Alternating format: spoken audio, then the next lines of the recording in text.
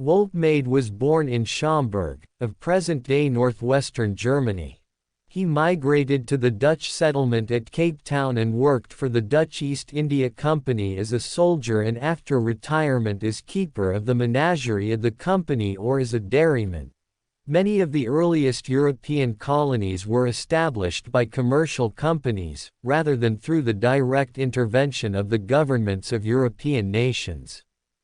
On the morning of 1 June 1773, the start of winter in the southern hemisphere, a sailing ship named De Jong Thomas was driven ashore in a gale onto a sand bar at the mouth of the Salt River in Table Bay. Many lives were lost as the ship started to break up, but a substantial number of survivors were left clinging to the hull. The stricken ship was not too far from dry land and many sailors attempted to swim ashore. Most of those who did so perished. The water was cold and the current from the nearby Salt River too great. Except for the very strongest swimmers, those who headed for the shore were carried out to sea and survived as the rest died. A crowd of spectators stood on the beach. Some came to watch, others to try to help, and yet others were hoping to loot the cargo that was being washed ashore. A detachment of soldiers was in attendance to keep order among the spectators. Corporal Christian Ludwig Wolfmade, the youngest son of the elderly Wolrod, was among those standing guard. As daylight came, Wolrod left his home, Kleinzohr, on horseback, taking provisions to his son. Wolfmade reached the beach. Wolrod was filled with pity for the sailors marooned aboard the wreck. Seeing that nothing could be done by those on the beach, he mounted his horse, Vonk, and urged the animal into the sea. As they approached the wreck, Wolfmade turned the horse and called for two men to jump into the sea and grasp the horse's tail. After a moment of hesitation, two men threw themselves into the water and did so, whereupon Wolfmade urged the horse forward and dragged them to shore. Wolrod rowed out 7 times, bringing back 14 men. By this time he and his horse were exhausted, but at that moment, as they rested, the ship began to collapse. Wolrod once more urged his horse into the water, but by now the desperation amongst the sailors was tremendous. Seeing this as probably their last chance to escape before the ship was destroyed, 6 men plunged into the sea, grabbing at the horse. Their weight was too much for the exhausted steed. All were dragged below the waves and drowned.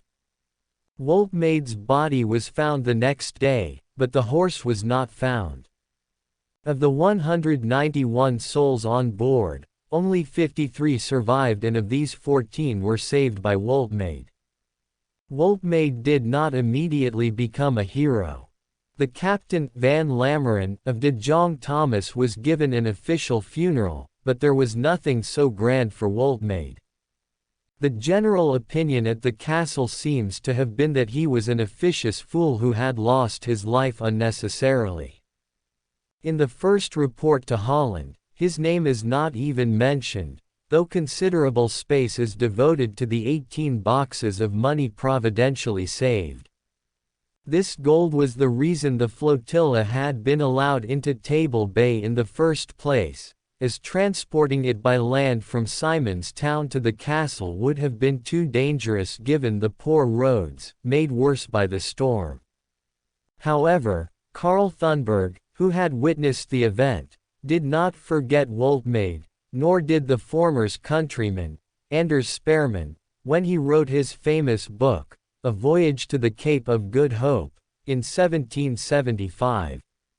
The VOC Dutch East India Company did eventually compensate his dependents, but it took a few years of public outcry to do so.